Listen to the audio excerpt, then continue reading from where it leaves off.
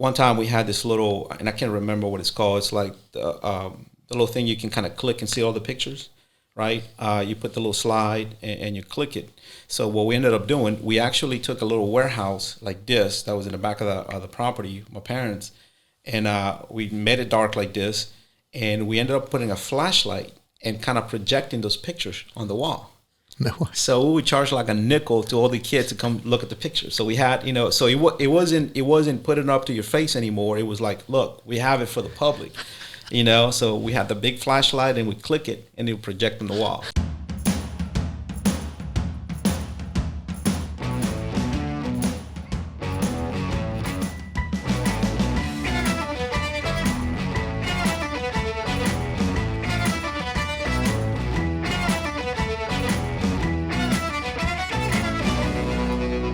We would like to thank our title sponsor, B1 Bank. B1 Bank knows that entrepreneurs like you are always thinking one step ahead. So you need banking solutions that can keep up. It begins with lending. Does your business need working capital or financing for new equipment? How about a real estate or a construction loan?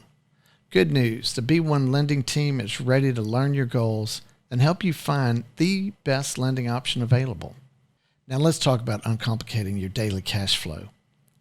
B1 offers a full array of treasury management services that let you collect funds faster, pay funds more efficiently, and access your information with powerful online tools.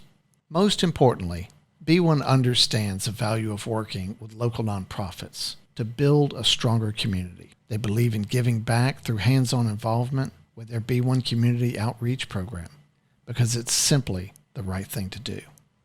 B1 Bank. Be uncomplicated. To learn more, visit b1bank.com. Equal housing lender, member FDIC. Hello, my name is Andrew McClendon. I'm your host of the Next Entrepreneur Podcast. We're here today in the Propel Production Podcast Studio in Baton Rouge, and we welcome our guest, Mr. Miguel Castro. Miguel, welcome to the podcast. Thank you for having me. So tell us, you are the CEO of Castro Real Estate. That's correct, yes. And tell us what you guys are up to today. So we are doing a lot of real estate deals, right? Commercial and residential. I handle the commercial side of the company. My wife handles the residential. And we're just enjoying it, having a lot of fun, helping a lot of clients. So what's going on with the real estate market today with the rise in interest rates? Yeah, it's crazy, but it's localized and it all depends, right? So I tell people all the time, so it depends. So if you're looking for residential, my wife's still busy. People are still selling homes. They're still wanting to buy homes. Mm-hmm. People are still moving, job, and that kind of thing. If you look into the commercial side, the interest rates are a little bit different, right? And I do like to focus on multifamily apartment complexes. So when you have an apartment complex yielding or, the cap rate at a certain, let's say 5 or 6%, but then the interest rates are 8, 9, it just doesn't make sense. It's kind of hard. So we're kind of like a stalemate between the sellers and the buyers as to the sellers need to drop the price and the buyers need to understand that, rates are high. So it's going to be difficult. So, but it's interesting, and we just push through it and we keep doing what we do. Yeah, that is interesting. So you grew up in Honduras? Yes. Tell us where. Yes. So I was born in a coastal town called Puerto Cortes, Honduras. So I'm the oldest of 5. My daddy was a banker, and we moved a lot. So me and 2 other brothers were born in. My other brother was born in Cortez, and then my younger brother was born in Tela, which is another coastal town. And then my sisters were born a little bit to the west in the mountains, in a place called Copan, Santa Rosa de Copan. So interesting times. Great. So, but y'all ended up where? So we lived everywhere, to be honest. So every 2 or 3 years, because he was a district manager for several banks. But the core of my memories are in Puerto Cortes and San Pedro Sula, which is really the economical capital of Honduras. Tegucigalpa is the actual capital. Right. At least back in the day, San Pedro Sula was the economical capital. So that's where we lived the the 2 years before we left. Okay, and why did you leave? That's interesting. A lot of turmoil, so my mom's older brother was already in the States, and a lot of my mom's family had already come to the New Orleans area. My mom and other sisters didn't want to come because they were married, they had families, they had their careers and all that. But one night we went to a graduation for one of my cousins, and coming back home, we had an attempt. And my brothers and I we've had kidnappings attempts before. Well, this one night it was scary. And I saw the guy actually, shooting. And so my dad was like, no, it's enough. We're leaving. So about 6 months later, my brother and I were here in New Orleans. And then 6 months after that, my parents and my brothers and sisters came. So you say an attempt, and that was specifically at your family? This particular night, I don't think so. I think they were just looking for whoever, and it was very late at night. It must have been probably midnight, and so my dad was driving the pickup truck. My brother and I were in the back seat. My sisters and my little brother and the nanny was at the house. So we entered the subdivision, and these guys were looking for whoever came in. I see. So they chased us, tried to stop the car. My dad did some maneuvers to get away, and then, the guy started shooting, and I could see that. And my dad's like, get down. So it was, so we got away. Then him and a friend went, got armed and went looking for them, and he was, but my dad was like, nah, it's enough. It's time to go. Yeah. And so crime there it's an issue, right? Yeah, it was then from a different perspective. Now it's, for what I understand, is also tough, but from the narcotics perspective. Right. Yeah. Back then, I think that particular incident, if the story is correct, a lot of the jailhouses would let some of the criminals go out, get loot, come back, and pay off the officers. That's what the story. I don't know. I was a little kid, but that's what I hear. Oh wow. Yeah. So it's unfortunate. If I can say this, that's what happens when you don't have a middle class to buffer. So upward mobility is not there. Yeah. So you either the son of a politician. Now, I'm going back to what it was back then, right? In the 80s. Or you are either invited to join a crime syndicate to survive, but it's kind of hard to be in the middle. Yeah. Wow. So you made it out of there. Yes. Right, and gravitated to New Orleans area, yes. Right? Yes. So you were about how old when that happened? About 11. Yeah. And I was probably in 6th grade, if I remember correctly. Then we're in Kenner, and then my parents bought a house in Laplace. We moved to Laplace, so I ended up at East St. John High School, which is actually in Reserve, the little town right next to Laplace. So that's where I kind of grew up in my teenage years. And now, what did your dad do at that point? So, yeah, interestingly enough, my father was when we decided to come to the States, he was invited to work for a bank. So he ended up working for a bank with his buddy, but that bank shut down, and he ended up, interestingly enough, going into merchant marine because his father was a merchant marine. Now, Really? He didn't want to do that because his father was never at home. So he ended up doing 6 months out at sea, and then he would come for Christmas and maybe a month over the summer. So he ended up doing that for the last 25 years, almost 30 years before he retired. Oh, no kidding. Mm-hmm. So, yeah, it was interesting. He had to adjust, but at the end of the day, you do what you got to do, and figure out a way to enjoy it. So how was that transition for you? For me, growing up, it wasn't, it didn't really, I didn't care what my parents did, there was a lot of love, and to be honest, they trusted us to do whatever we needed to do, and we were good kids. I mean, we got in trouble here and there, but it wasn't, and my mom was always there. We have a big extended family in New Orleans and here, so we always had support, so it wasn't that big of a deal. It's not till I started growing up that I realized that sometimes, career change like that makes a big difference and impacts you. So I started thinking about how that could have impacted my father, and he's still alive, so we have conversations about that, and it's interesting. Yeah. Yeah. And so you got into sports. I mean, did you start playing football at that time? So I'm the type of person that I love sports. I don't care how tired I am or what time of the night. If you want me to go play basketball or whatever, I'll do it. But I can't sit there and watch it. So I'm not a fanatic over watching television. So either I'm participating or I'm not doing it.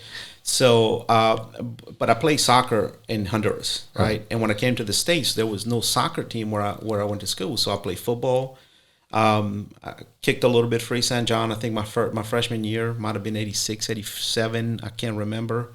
And so I played a little football. Then my interest kind of gravitated to something else. So I left the football team, but then I kind of played a little bit basketball. And I joined the wrestling team for 1 year and got body slammed by one of my buddies and realized, maybe wrestling, So I tried a whole lot of things in sports. But soccer's the one that kind of I grew up with, and that's the kind of one that followed me through my adult life. As a matter of fact, I have 2 ACL reconstructions from playing soccer. I played in the New Orleans leagues, and then I played in the Baton Rouge leagues until I was about 45 or so, and then I realized I got to stop. Because when I'm 60, I'm not going to be able to walk. And now that I'm 51, I can kind of feel my ankle give out every once in a while and my hip every once in a while. So now I play golf. I finally broke 100. I'm in the mid-90s, so hopefully I get to the break 80. I don't know, the next few years or so. So yeah, that's awesome. You carried through your East St. John High School, yes. Right? Now it's time for what happens after high school? All right. So in high school, I'm thinking to myself, okay, I'm creative, I'm visual. I want to go into architecture. So I'm looking at either LSU or UNO. But then I read a book about Frank Lloyd Wright, and I'm thinking, oh man, this guy ended up if you read his books, you realize. So as a young person, you're thinking, okay, this is a great career and everything, but you look at the guy who kind of, was one of the best, and his career didn't end up that great. So I'm like, oh, man, what do I do? So I decided, well, if I love business. Ever since when I was little, I guess I've been a little bit of an entrepreneur. I can tell you stories about that if you want. So, well, let me go learn about money, right? So I decided to switch my major from architecture to finance. But this was when I came back from my scholastic amnesty, after I left for the military and all that. So it's probably 3 or 4 years later. Let's talk about some of those entrepreneurial stories. Sure. Tell us about that. So I remember back in Honduras, anything that I can think of that to charge money for, I would. So one time we had this little, and I can't remember what it's called. It's like the little thing you can kind of click and see all the pictures. Right? You put the little slide and you click it. So what we ended up doing, we actually took a little warehouse like this that was in the back of the property, my parents, and we made it dark like this, and we ended up putting a flashlight and kind of projecting those pictures on the wall. No way. So we would charge like a nickel to all the kids to come look at the pictures. So we had, so it wasn't putting up to your face anymore. It was like, look, we have it for the public. So we had the big flashlight and we click it and it would project on the wall. So that was the first one I remember. Then, I sold vacuum cleaners, door to door.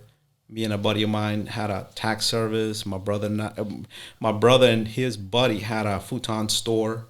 So we sold futons. And there's some other things in there that I may not be able to tell you, but, if some of my friends in high school kind of hear this, they might think, oh, yeah, I remember that guy was selling something, but I can't. You talked about amnesty. Yeah, so when your GPA is not that great, then you can kind of erase all that by taking 3 years out. So I started at UNO in 91. It wasn't, I didn't know what I wanted to do. Then I got this bright idea that I was the 1994 World Cup was coming to the U.S. in 94.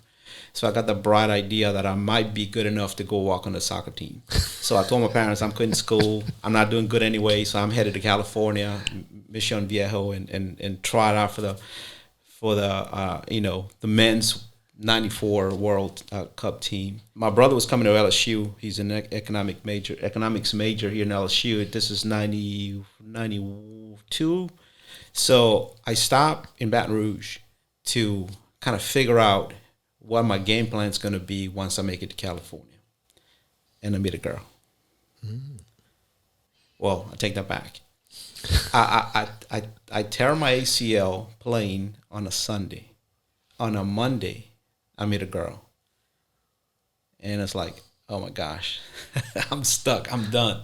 So anyways, that's what happened. So I stayed in Baton Rouge, married that girl. 30 years later, we have 3 kids and enjoying life. Oh, wow. So, so once you tore your ACL, you're not going. Yeah. That plan's over with. Yeah. So, yeah. So I kept playing, even with a tore ACL. It wasn't until about a year later till I couldn't run anymore. So I went and got it done. Do rehab for about 3, 4, maybe 6 months, and then kept playing recreational. I mean, nothing big, but it was. And this is what I tell my kids. I think everybody needs to have a challenge, not only your regular life or job, but actually find another challenge that keeps you, So for me, it was soccer. It was soccer. So every week I would run and get excited and go play, and then At some point, you start University of New Orleans, right? Yes. I mean, and so you've gone through your amnesty phase, right? So, yeah, let me backtrack a little bit. So I'm in Baton Rouge. I met the girl. I think she's the one. I said to myself, well, I better get a job. So I started working at a car dealership, doing auto mechanic stuff. Then one day I come home and, I'm about to give her a kiss, and I'm all dirty. She looks at me like, I'm like, oh, my gosh. Okay, let me switch gears here. I'm already in the National Guard. They already want me to go to sergeant school. Right now, National Guard pays 100% of your tuition, and that's one of the reasons I initially joined. Later on, I just felt so proud to wear that uniform and the things that we're doing. But this particular time, they were like, "Okay, Miguel, we want to send you to sergeant school. I think you can, we need you to step up into leadership." And I'm like, "Okay." So I'm thinking to myself, "This is what I'll do. I'll go to sergeant school. When I come back, I'll go back to UNL, and then have a professional career." So the girl I loved, is not embarrassed to kiss me when I'm. That's the way I remember it. That might not be the real way it happened, but anyways, that's the way I remember it. So, I changed gears. Went to sergeant school, came back, ended up getting a section at the National Guard unit, and then re-enrolled at UNO in '96. It might have been '95 or '96. And enrolled in the finance program, and that's what I ended up doing.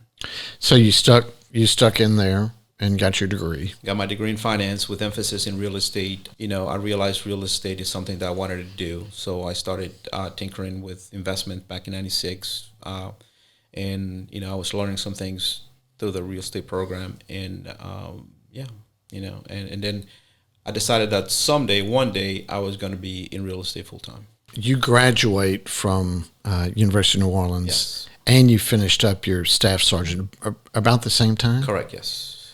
And so now you're ready to get out in the world. Right. How old are you at this point? So I'm probably 29, late 20s. Somewhere in the middle there, I got offered a job at a bank before I finished school.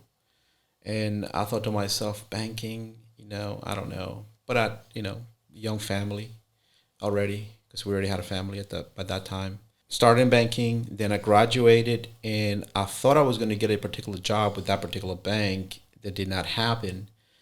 So I had to kind of, retrace my steps, and they wanted me to re-enlist. This is in 2001, and we were expecting our second child, and my wife said no, because they were going to send me to California to get MOSQ to change I was at 13 Bravos in artillery.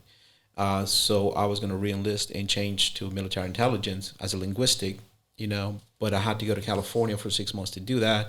And my wife said, no, let's, by that time I was already in my 9th year. Now you serve an extra year inactive. So I really served 10 years, from 92 to 02. Now, right. And this is the summer of 2001, September, right? 9/11 happens. Right. I mean, I'm static. I'm ready to go. And Candice is like, no, no, no, no. So she took all her willpower to keep me from re-enlisting. And in a way, I think I'm glad I did, because I see some of my buddies that re-enlisted and their lives were altered so much, you know. Yeah. But my heart goes out to them. I tip my hat to them, that they were brave guys, and they are brave guys, and they did what they had to do. You know? Yeah. We would like to thank Castro Real Estate Services for sponsoring the Next Entrepreneur podcast. Castro Real Estate Services is a full-service real estate brokerage firm based in Baton Rouge. They can handle commercial and residential transactions in Baton Rouge and the surrounding areas. Need to buy or sell real estate? Call the company that cares about you. Castro Real Estate. Turnkey Solutions is a nationwide cybersecurity and IT systems expert, providing the services that growing businesses need to stay ahead of hackers, hurricanes, and IT nightmares.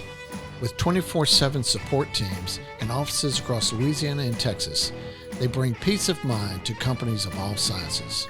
Their 5-star rated team provides lightning-fast IT support with the cybersecurity and business continuity solutions today's businesses demand.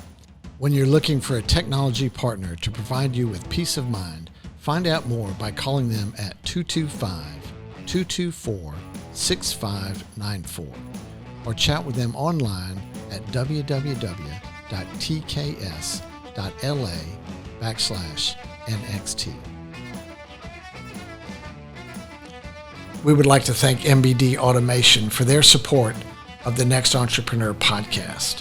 MBD Automation is a mechanical install contractor with a program-centric focus. So what do these guys do? They install conveyor systems, VRCs, platforms, singulators, sorters, and all sorts of other types of automated equipment. Who do they work for? They work for systems integrators, manufacturers, and end users in fulfillment centers, airports, mail processing facilities, and projects in the defense industry. MBD Automation works for numerous Fortune 500 companies across the United States and has a list of international clients that they perform work for in the U.S. as well. If MBD Automation can help you on your next project, you can find them online at mbdautomation.com. Okay, so the next thing you got into then was your career, right? You started your career. And where did you start at? Like I said, when I was still in school, I got a job at a bank, and this was First National Bank of Commerce in New Orleans, which was the predecessor to Bank One. In 98, Bank One takes over First National Bank of Commerce.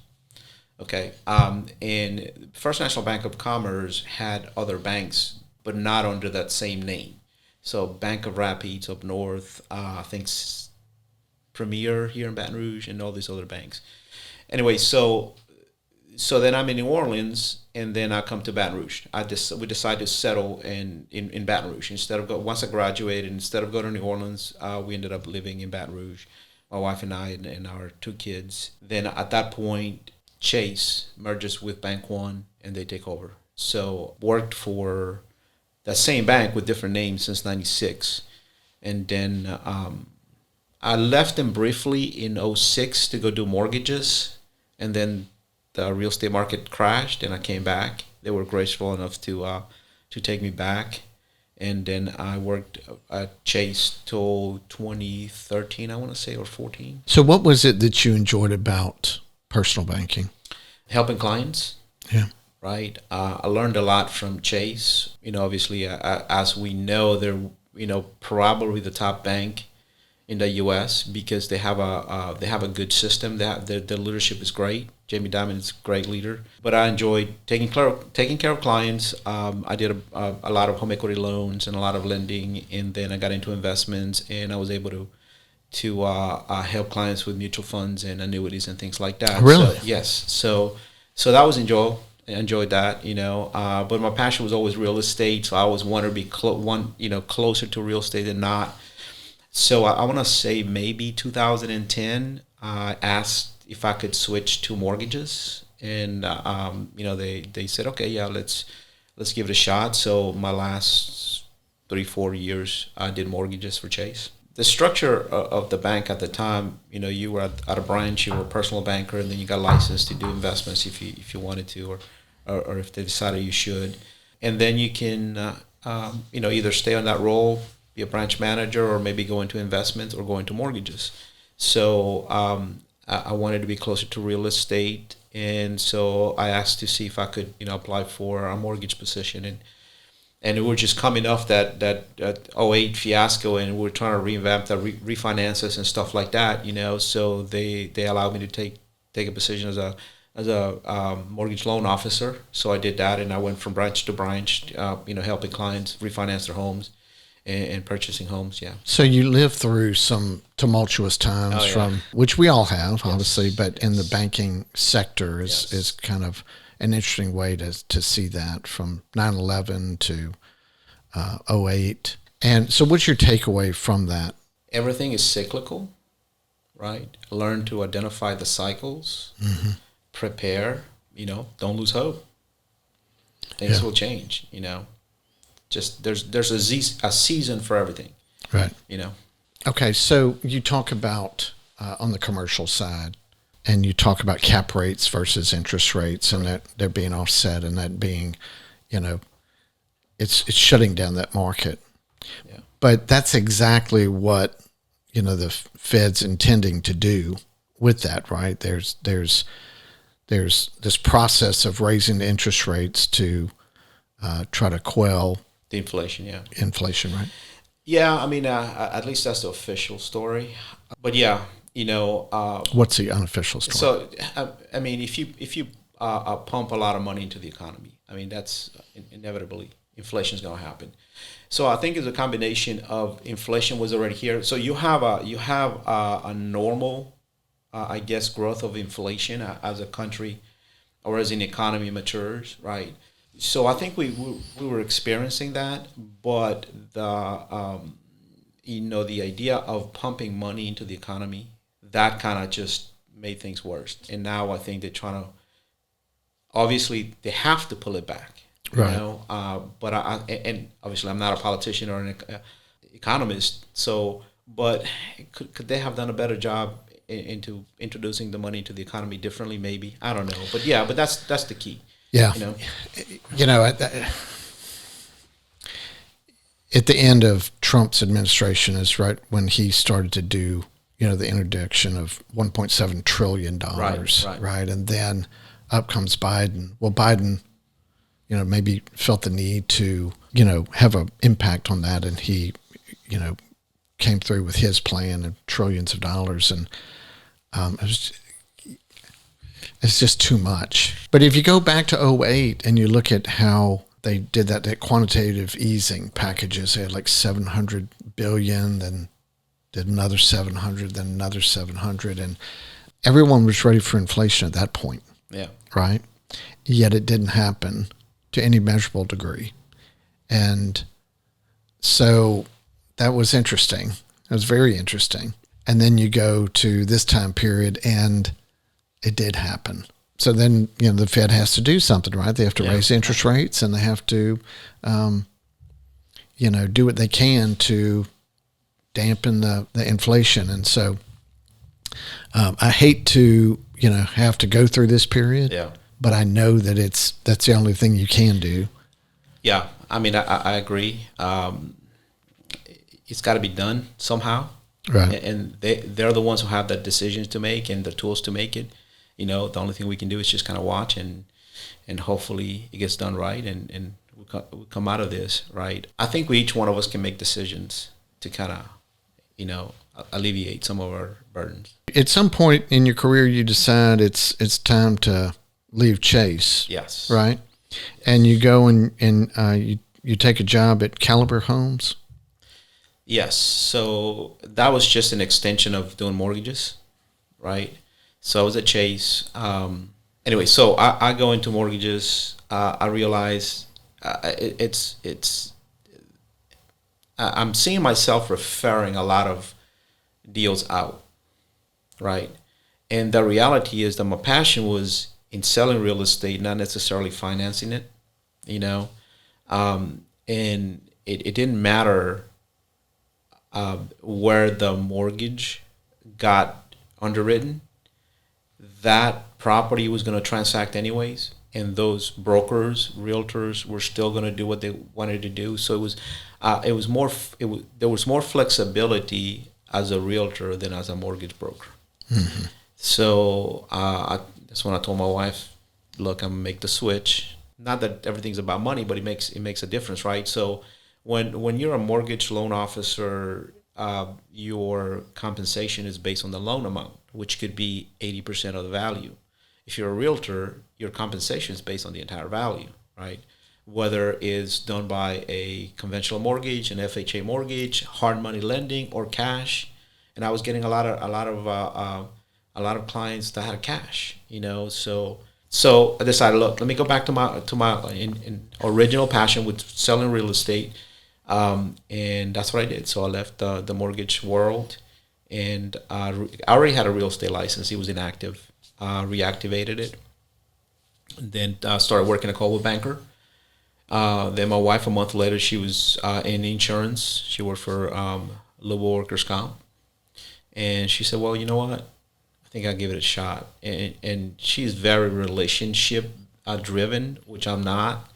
So I said, "I think you'd be good at it." So we decided to do it, and So y'all both went and worked for Coldwell Banker? Correct. Yes. Great company, by the way. Yeah. Awesome company. Yes. And you did that for a number of years, didn't you? Yes. So I don't know if we got time or not, but there's another little side of my life that's included in that section, right? So 100% commission, both of us, and it's kind of hard. So somebody tells me, well, there's an opportunity. Since you were in the military, there's an opportunity for you to take this other job that'll allow you to still work real estate, but still make ends meet. And it's a very interesting job, and I'd never imagined that it existed. So LSU has a governmental contract with an entity that trains police officers, firemen, and all over the country in different things. Active shooter, all this counterterrorism classes. So it was a lot of traveling. So anyway, I took that job as I was building my real estate and career. You're teaching them what? Active shooter. How to. So I was the logistic person. I would show up to that agency. Let's say it was, I don't know, whatever university in whatever state that wanted to train their university cops to be the first responder. So no longer waiting on SWAT teams to come in and interject, right? Right. So I was the guy that would go out there, kind of let them know exactly what the class was going to be about, prepare the building, look at the building, and said, okay, look, this building is going to be fine. We need this classes to be empty or whatever. Usually we did it in almost like a classroom-looking buildings, an old school or maybe an old office building. And then 2 weeks later, the military contractors, ex-military guys, ex-Delta Force, SEAL Team X or whatever, right? So they would come in, they would be the instructors, and I'll be the logistics guy. Whatever stuff they needed, I'll go to the truck and get it, or whatever, set up the class or what have you. But the interesting part is I met so many interesting people, including those guys from the military, and they kind of tell you stories when they're in the jungle, in the field. And, one of the guys I remember, I'm not going to mention his name, but a great guy. He was like, "Miguel, you remember when so-and-so said so-and-so? Guess where I was at? I was in the jungle." And it's like, wow. So, now you're comparing the boots on the ground and what the powers that be tell you. But it's just interesting, very interesting. Yeah, and those guys can drink and still get up at 5 o'clock in the morning and work. Let me tell you. So that's fascinating. So you were doing that, and you're selling real estate. Correct. Yes. And then you did. So your first stop at Coldwell Banker was in commercial. In residential. In residential. Yes. And then you went to commercial.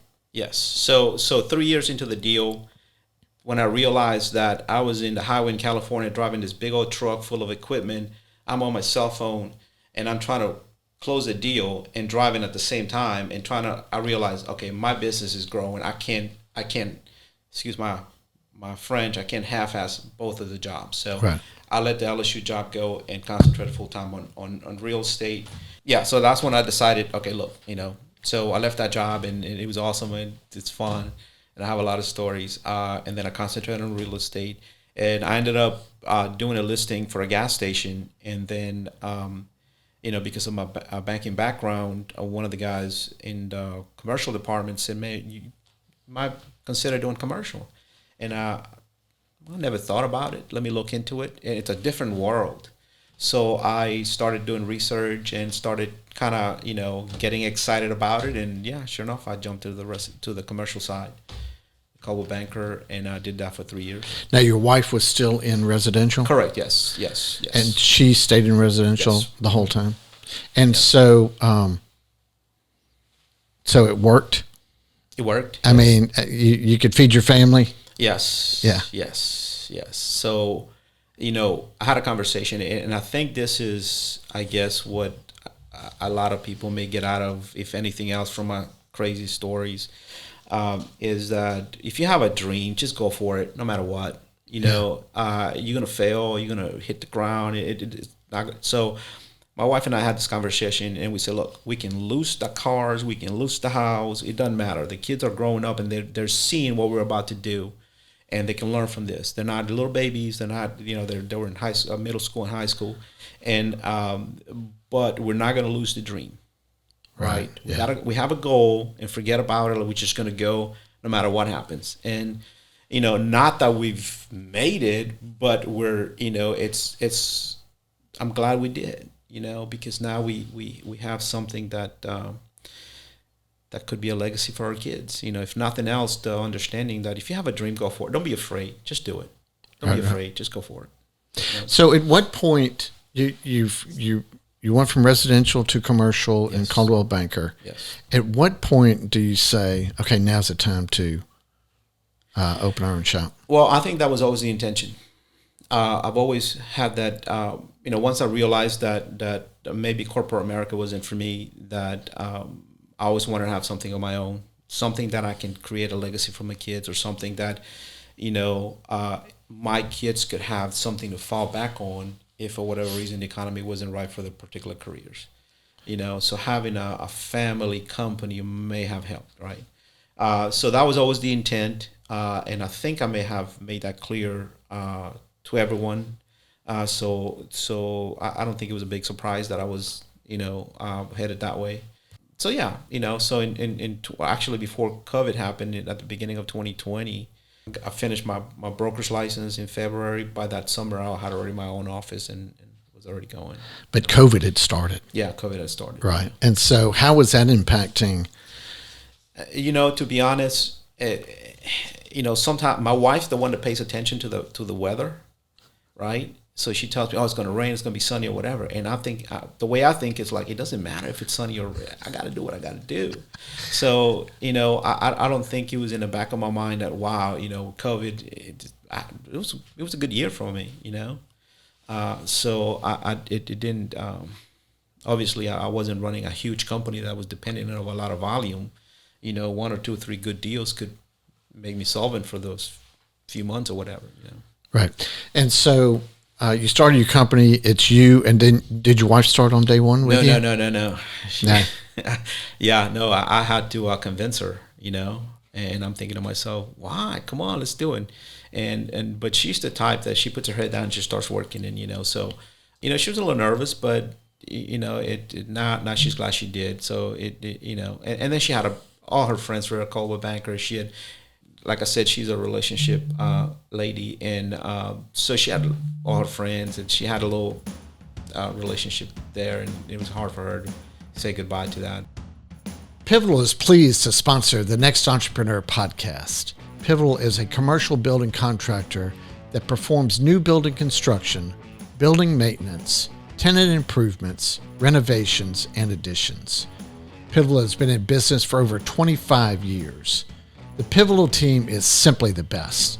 They have an impeccable safety record, and they crush schedules. A focus on quality and professional communication is at the root of their success. Pivotal also performs programs for clients who build in multiple markets with current projects in Texas, Louisiana, and Mississippi. If you are looking for the perfect addition to your project team, a contractor who can deliver the results you need to succeed, Pivotal is the one. When it's critical, call Pivotal. They can be found online at pivotalperforms.com. This podcast is sponsored by Mayhall, Fondren Blaze, a Louisiana business litigation firm offering sophisticated legal advice that is tailored to meet the needs of their individual clients, including a wide variety of litigation, complex business negotiations, corporate formations, closings, and title examination. As leading entrepreneurs, your valuable time and resources should align with the expertise of MFB, a Louisiana practice made for business. Learn how we can work with you at www.mfbfirm.com. So when you started, you were starting by yourself? Correct, yes. And how long did you go before you needed some help? A few months. Yeah. Few months. I'm beginning to learn. That's another thing maybe your audience can learn. You can't do it by yourself. Even if you try. If you think you can do it, you shouldn't do it by yourself. There's some things that, it gets multiplied when you have help, So probably 4 or 5 months into it, maybe less, I brought in my sister, one of my sisters, very sharp. She was helping me with appointments and, setting me up for closings and things like that, and helped me manage the CRM. So that was great. CRM is? The management system, the client management system that we use, yeah. But you started right at COVID, right? Yeah. I mean, and you just got to go for it at that point. I Yeah. mean, you were committed. You were going to go down that path. Correct. Your wife was still at Coldwell Banker. Correct. But her business must have been impacted as well.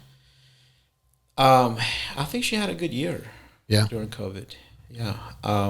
I think she did. I don't think we, through that 2020, 2020, 2021, 2022, COVID didn't really impact that much. At least not something that's coming to mind that, oh, wow. Yeah. It did on the personal side, but not in the business side. You're going with your business. You got your sister in, and you're going to keep moving forward and keep growing. Yeah. What was your next step? Just get more deals, as many deals as possible. And were you mainly on commercial at this point? I was focused on commercial, but from my residential days, I had a lot of investors that purchased single family for rental homes, right? Sometimes in groups of 3 or 4, small little portfolios. So I was still working with those clients. And then, quick little story. I was by LSU one time. I'm thinking to myself, maybe multifamily, it's something that I could get into. I drove by an apartment complex where I used to live when I met my wife. And I called her. I said, look, you wouldn't believe where I'm at. And then I told her, she's like, guess what? I was there with the kids. I was showing her where we used to hang out in that apartment complex. And I said, well, let me find out who owns it. Found out who owns it. I sent him a letter. Like a month later, he sends me a letter back. And then he calls me, tells me, look, I got 15 other buildings that I want to sell, that are apartment complexes. And I'm like, all right, let's do it. So I guess part luck or part initiative. I call it shaking the tree. So all those sales people out there, shake the trees every day, because you never know what's going to fall. Yeah. So that was how I got into multifamily, and it was a pretty good couple of years. Took a little while to sell them, but we did. And so that's how I stayed on the commercial side. And so you started to grow your business beyond that. I mean, you've, if I go to your website now, you've got several people there that Correct. are working with you. Yes. And then your wife ended up joining you as well, right? Yes, correct. So how did that happen? We have a family friend who has an insurance company. She was looking for space. She was moving. So we ended up finding a space, so a nicer office, because I was in a one single little office. And once she could see that there was enough space, a nicer office or whatever, she's like, okay, I'll come by. So she ended up coming in. That was a year later. Because now we have a conference room, we have offices. It's not like we're packed into the one little bitty office and entertain clients. Yeah, as a single practitioner, you can always meet clients anywhere and you can go out there. But when you have other agents, you definitely want to have a place where they can bring clients and clients can feel comfortable and can see your operations, and that kind of thing. So she felt a little bit more comfortable. And yeah, very good. Okay, so when you look at the horizon, the interest rates, and what do you see? So I see a lot of people having to get used to the new normal. I don't know that we'll ever go back to the lower rates on the 2 3/4 or 3.5. Maybe in residential somewhere down the line, but commercial might be a little bit different. When you look at the history of rates, the average is about 5.5%, 6%. I remember when I graduated from high school, interest rates were 6% on a home in the early 90s. So, I think the feds are maybe done, maybe one more, but I doubt it. I think they're going to start coming down a little bit more. Maybe end of this year, maybe beginning of next year, who knows? But then we have conflicting data. And conflicting in what way? So job reports, I think we kind of went over what they were expecting. Right. But then you hear people laying people off left and right. Right. So, and anyways, but that's just theories. Who knows what's happening there? But the fact is that we're just going to have to adjust. We're just going to have to adjust. Have to factor in the higher rates in the decisions we make as business owners, right. As buyers and sellers. Right. And so you're seeing the commercial side being impacted by these rates? Yeah, definitely. But you can tap into residential markets? For my company, yeah, through my wife. Right. So she runs a residential side. Correct. I can always say, okay, look, I'll start taking residential clients. But that won't be true to my goal. Right. Right. I think even through tough markets, you have to be true to your goal. And I think if I stand toe to toe or right next to my clients who are commercial clients and help them through the tough times, I think that'll be better for us as a whole. You know what I mean? Right. So I'm not trying to regress to residential. Not to say that there's a lot more money in residential really than in commercial sometimes. Right. So it's what the decision I've already made is to go into commercial, and I see a lot of opportunities and a lot of changes coming too. But I think you have to. I might tweak it a little bit, but I think you have to be true to your decision. Yeah. Sometimes it's not about making the right decision, but it's about making the decision right. You know what I mean? Yeah. Very good. Okay, so want to talk about some of the other things that you've been involved in, the Baton Rouge Area Chamber. Tell us what your involvement is there. Yeah, so I joined as an investor, and then I was an ambassador. That was kind of fun, going to different businesses and giving them information on the chamber. Did you really do that? Yeah. Wow. Yeah. And then, social events, ribbon cutting for new businesses, that kind of stuff. It was fun. I did that for maybe a couple of years, and I want to say last year I just got too busy and I couldn't do it anymore. Yeah. But I miss it. I miss it for sure. There's a lot of good people out there, and there's a lot of events. So it's good for you in that you're meeting people. Yes. and Absolutely. Yeah. Absolutely. And the Greater Baton Rouge Association of Realtors. Yeah, you have to be a member. Yeah, right. As a realtor. And the Hispanic Chamber of Commerce of Louisiana. Yeah, so that's a group out of New Orleans. They have some events here in Baton Rouge, but I don't go as often as I would like to, only because it's out there. But I've gone to several events, and they have a yearly gala that's pretty interesting too. I've made arrangements to go this past year. Something came in my schedule that I couldn't make it, but that's pretty good. So you've talked about your daughter being involved and helping with marketing. Tell us about that. Yeah, so she's at LSU. She started. She thought she wanted to be an architect, and then realized, well, maybe it's not what I want to do. So she switched from architecture to marketing, and that's more in line as for our business. So I told her, I said, look, well, now you can help. Now come work for us part time while you go to school, and learn on the job. Yeah. She's excited about that. She's learning a lot, and it's great. Yeah, that's great. Well, very good. I think you said it a minute ago, but this concept about just doing it. Yeah. Right. And you said in a break about building an airplane in mid-flight. Yeah.